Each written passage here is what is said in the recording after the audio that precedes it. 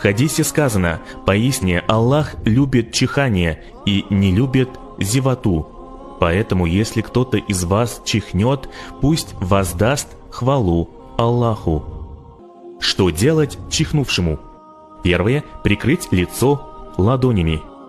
Если кто-либо из вас чихает, то пусть прикроет свое лицо ладонями, чтобы приглушить звук. Второе – произнести дуа.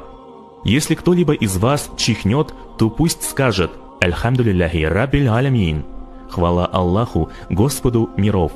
Третье – ответить на «Ярхамикаллах».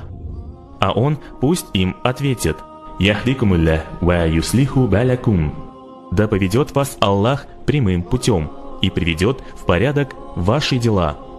А он пусть им ответит «Яхфирулляху лана валякум»